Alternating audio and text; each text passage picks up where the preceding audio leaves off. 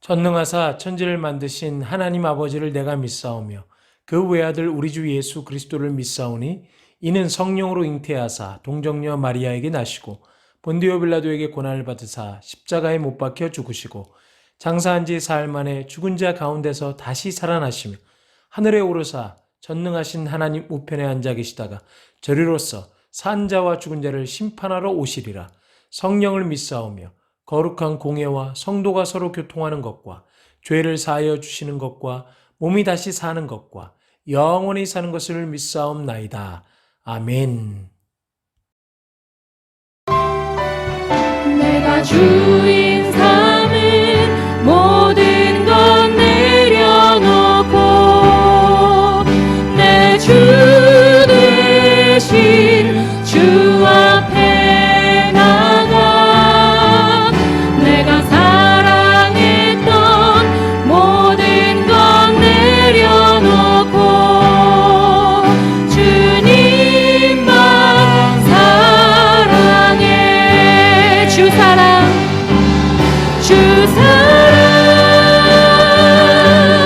거친 풍랑에도 깊은 바다처럼 나를 잠잠케 해.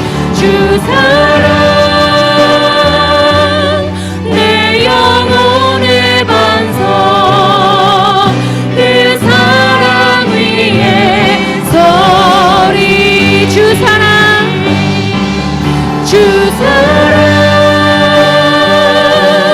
거친 풍랑에도 깊은 바다처럼 나를 잠잠케 해. 주 사랑 내 영혼의 반석 그 사랑 위에 서. 다시 한번 고백합니다. 주 사랑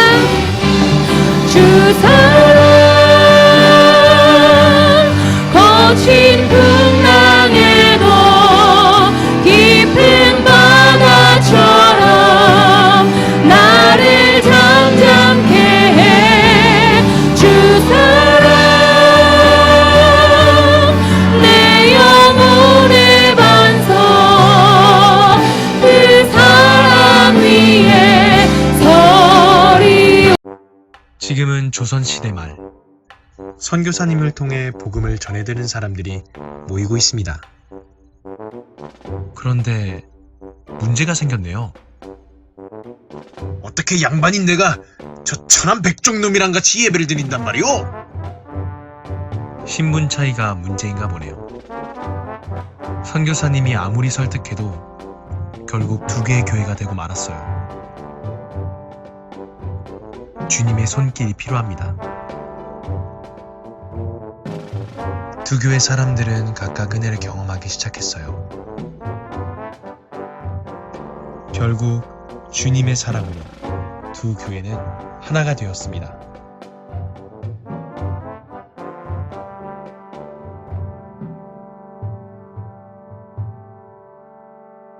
내가 드리는 예배는 나를 위함인가요? 하나님이 원하는 예배인가요? 오늘 하나님의 말씀은 레위기 10장 1절에서 3절입니다.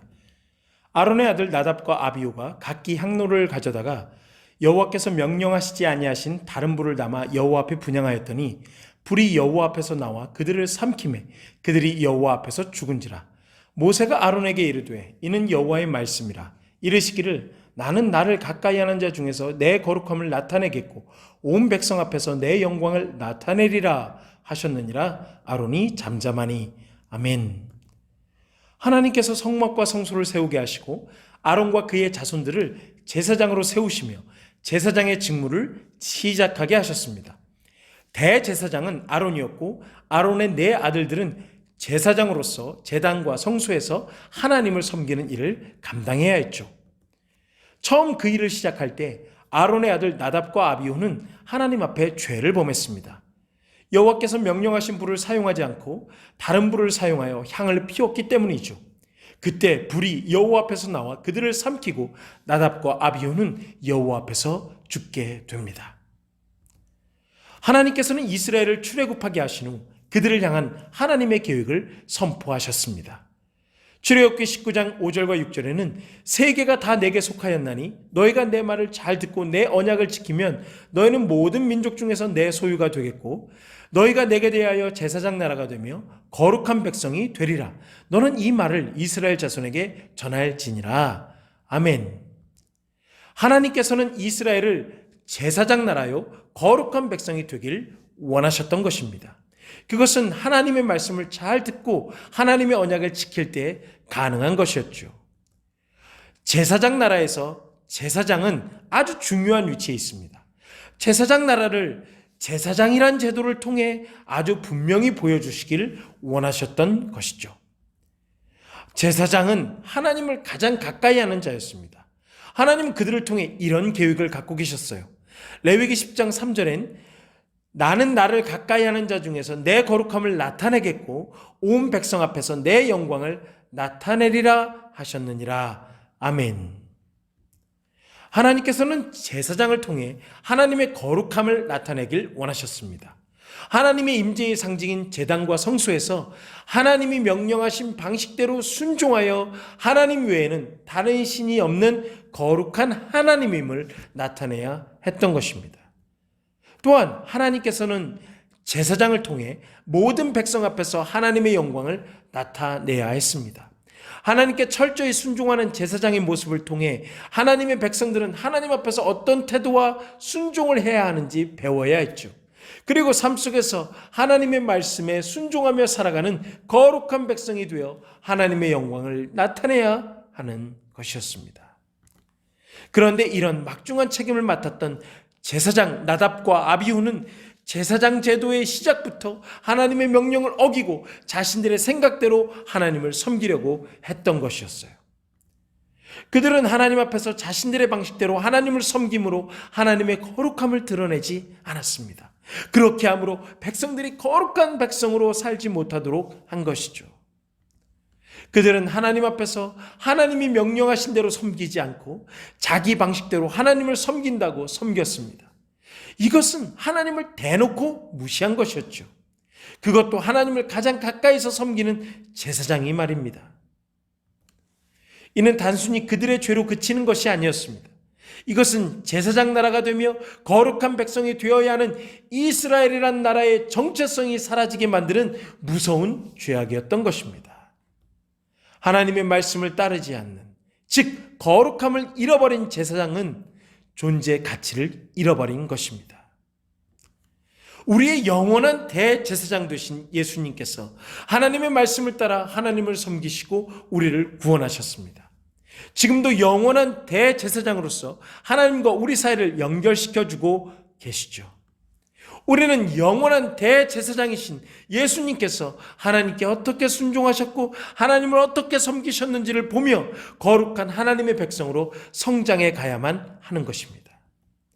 그리고 하나님께서는 우리에게 베드로전서 2장 9절에서 이렇게 말씀하십니다. 그러나 너희는 택하신 족속이요 왕같은 제사장들이요 거룩한 나라요 그의 소유가 된 백성이니 이는 너희를 어두운 데서 불러내어 그의 기이한 빛에 들어가게 하신 이의 아름다운 덕을 선포하게 하려 하심이라. 아멘. 하나님께서는 우리를 제사장 나라의 제사장들로 삼으셨다고 말씀하셨습니다. 그러기에 우리는 하나님의 말씀을 따라 예배하고 살아감으로 하나님의 거룩하심과 영광을 나타내야만 하는 것이죠. 나는 지금 어떤 모습으로 예배를 드리며 어떻게 살아가고 있나요? 기도하겠습니다. 살아계신 하나님 아버지, 감사합니다. 우리를 하나님 나라의 제사장들로 삼으신 것을 알았사오니 하나님께 하나님의 말씀을 따라 예배하며 그렇게 살아감으로 하나님의 거룩함을 드러내고 하나님의 영광을 드러내는 거룩한 백성 되게 하여 주시옵소서.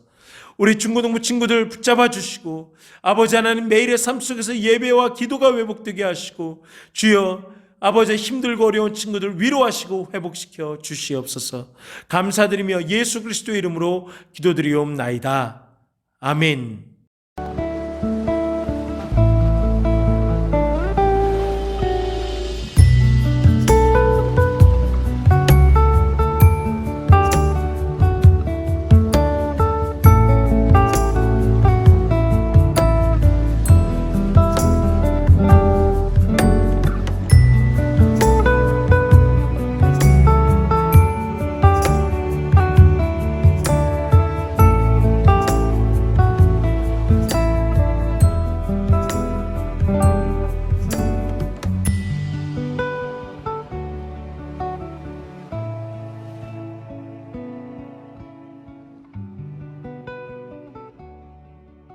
하늘에 계신 우리 아버지여, 이름이 거룩히 여김을 받으시오며 나라의 임하옵시며 뜻이 하늘에서 이룬 것 같이 땅에서도 이루어지이다. 오늘날 우리에게 일용할 양식을 주옵시고 우리가 우리에게 죄 지은 자를 사하여 준 것 같이 우리 죄를 사하여 주옵시고 우리를 시험에 들게 하지 마옵시고 다만 악에서 구하옵소서. 대개 나라와 권세와 영광이 아버지께 영원히 있사옵나이다. 아멘.